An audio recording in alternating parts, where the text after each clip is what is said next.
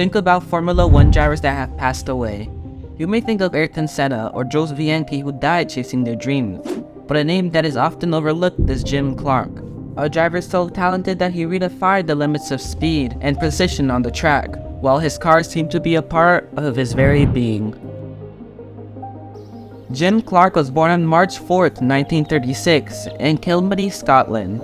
Growing up in a rural farming community, Clark developed a love for machinery and speed from a young age. His father owned a farm, and young Jim would spend hours tinkering with tractors and other vehicles, honing his mechanical skills. This early exposure to machinery ignited his passion for racing, and he soon found himself drawn to the world of motorsports. After completing his education, Clark pursued his interest in engineering at the Royal Technical College in Glasgow. While studying there, he excelled in various subjects, particularly in mechanics and engineering, while further solidifying his understanding of how machines functioned. Alongside his studies, Clark actively participated in amateur racing events, quickly proving his talent behind the wheel. More specifically, he started in local road rallies and hill climb events driving his own Sunbeam Talbot.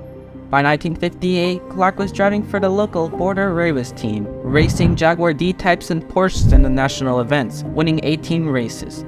Clark raced against Con Chapman in a 10-lap race at Brands Hatch. Driving a Lotus Elite, he finished second to him. A year later, he finished 10th at Le Mans with Chapman, the founder of Lotus being sufficiently impressed to give Clark a ride in one of his Formula Junior cars.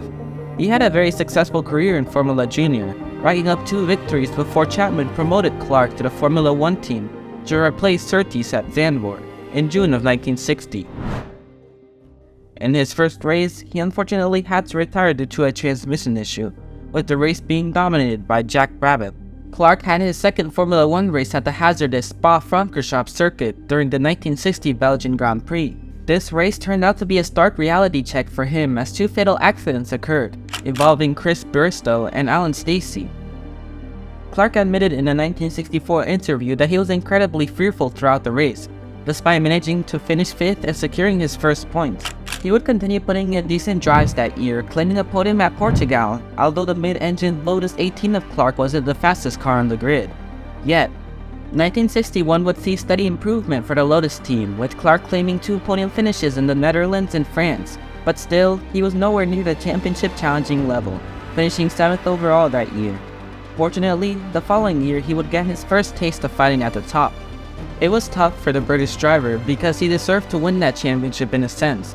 Already in his second race, he had claimed pole position, and in the race he got the fastest lap, when a clutch failure saw him retire. He won the next race, but once again in France he claimed pole position but suffered a suspension failure that saw him retire again. This would be a common trend throughout that year, because while champion Graham Hill won 4 races, Clark only won 3, but he retired from 4 races in which he had won pole and was set to win.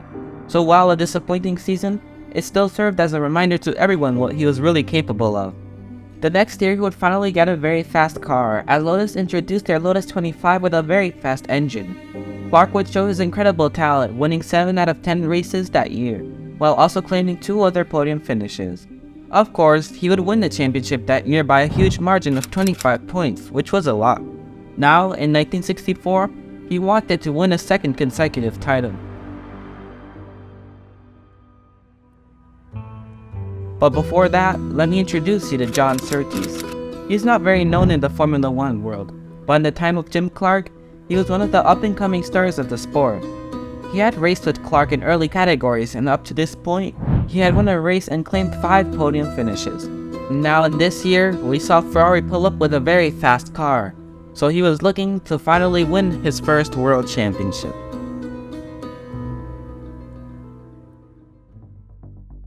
It was round 1 where Formula 1 would roar its engines to life on the streets of Monaco. It was qualifying time, and after a speedy lap from the Lotus of Clark, he edged out Jack Brabham in second to claim pole position. John Surtees shared the second row with Graham Hill, qualifying in 4th. In race day, he trailed an anti-roll bar that came loose. Nonetheless, after a repair at the pits, he came out in 3rd, but the damage had been done, and he finished 4th while Surtees had a gearbox failure. Exactly 2 weeks later, the Dutch Grand Prix took place, which saw Jim Clark lose out on pole by less than a tenth of a second. Then, he went back to winning ways by effortlessly dominating the field. leading every lap of the race and claiming the fastest lap. Meanwhile, Surtees finished in second, over 53 seconds behind him. The next race would be extremely dramatic. The weekend would start with Clark qualifying in 6th, with Surtees in front of him in 5th. By lap 3, Surtees was in the lead and started pushing his car to build a gap to Dan Gurney, but this would fail pretty quickly when his engine blew up. Dan continued to dominate the race, but with half a lap to go, his car ran out of fuel, handing the lead to Graham Hill. But not too long after, as he was starting the final lap, his engine halted to a stop, also running out of fuel. Bruce McLaren took over the lead, and on the final corner, his engine also cut out, leaving him powerless, meaning Jim Clark took the lead on the final straight to win his 3rd consecutive time at Belgium. 2 weeks later at the French Grand Prix, he would see the Ferrari of Surtees and the Lotus of Clark having an engine failure, meaning that Dan Gurney, who won the race, had now a good fight for the title in his hands. In Clark's own Grand Prix, he qualified on pole, claimed the fastest lap, and led every single lap of the race to win the race. Surtees would win 3rd place in that race. As you may tell, Surtees did not look good so far, but a turn of events would switch things up pretty quickly, as at the Nürburgring, he would completely take over the field, qualifying on pole position, claiming the fastest lap, and taking his 2nd ever victory in Formula 1 by a mile. Meanwhile, Clark had a mechanical failure early on. A round later, Surtees and Clark retired from the race, and in Italy 1 round after, both Clark and Graham Hill retired, while Surtees won once again, giving him a huge advantage in the championship battle. The United States Grand Prix would prove to be even more devastating for Clark, as his Lotus had a fuel injection issue while in 3rd place, causing him to pit twice. Then Clark replaced his teammate Spence to hinder Hill and Surtees' points earnings, but Clark retired after another fuel issue. Hill ended up winning the race, while Surtees behind him in 2nd place. It was time for the final round. Will Graham Hill win his 2nd ever title, or will Surtees win his 1st ever championship? Or can Clark, despite the odds, win his 2nd consecutive title?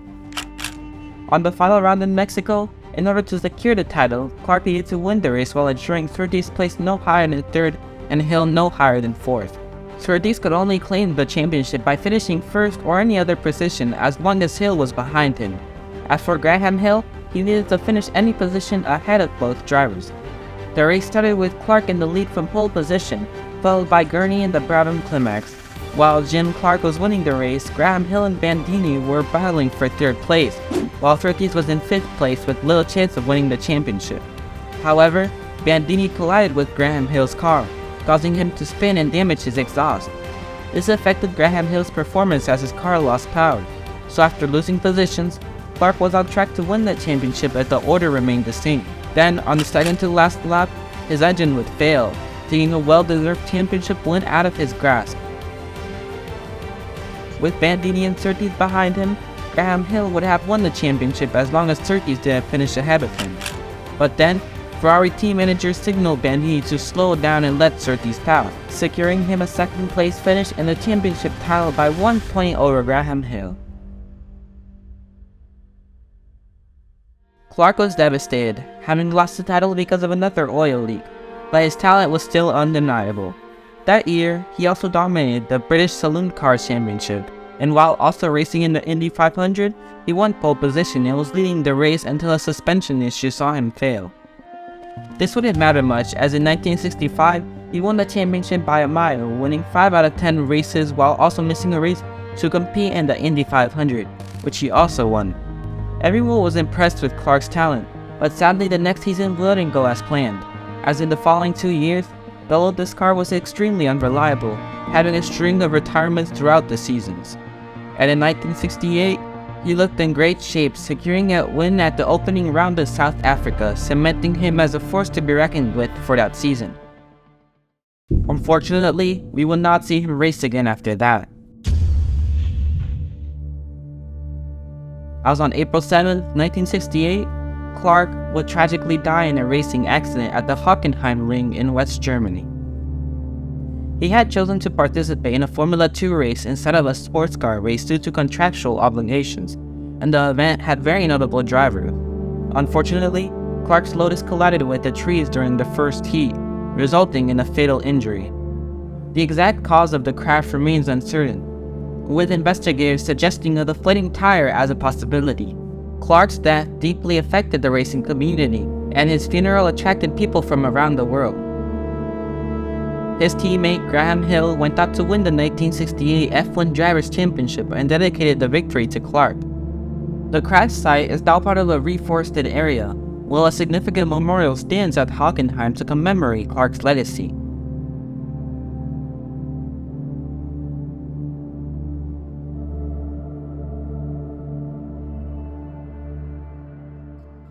Jim Clark's racing career was remarkable, achieving 33 pole positions and winning 25 out of his 72 starts in championship races. He displayed exceptional skills and versatility, triumphing in various car types and series. He secured victories in the British Touring Car Championship in 1964 and even ventured into NASCAR, driving a Ford at the American 500 in Rockingham in 1967. He also showcased his ability to adapt to different cars, handling challenging Lotus sports car prototypes with ease. Other drivers struggled with car setups, but Clark could deliver competitive lap times regardless of the setup provided. He penned an autobiography called Jim Clark at the Wheel, published after his first World Championship win, and later updated it following his Indy 500 victory. Fellow drivers and admirers praised his smooth, finesseful driving style, with Jackie Stewart highlighting Clark's gentle approach to coaxing the best out of his cars. Clark's untimely death left a profound impact on the racing community, as it highlighted the vulnerability of even the most talented drivers. He was laid to rest in Chirnside, and memorials in his honor include a stone at the Hockenheim Ring Circuit and a life-size statue in Kilman, his birthplace. The Jim Clark Room, a small museum, is located in Duns. To commemorate his legacy, the Jim Clark Trophy was introduced in Formula One in 1987, recognizing drivers with naturally aspirated engines. However, it was discontinued in subsequent years due to regulatory changes.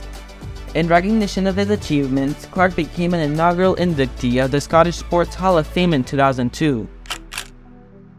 Jim Clark, forever intertwined with brilliance and sorrow, stands as a haunting reminder of the price paid in the pursuit of greatness, and a solemn tribute to a talent lost but never forgotten. Hope you liked the video. You should subscribe, because in a couple of days I'll make a video about Colin Chapman, the motorsport genius that made Formula One what it is today, but at the pricey cost of great drivers like Jim Clark himself. So you can look forward to that. Peace.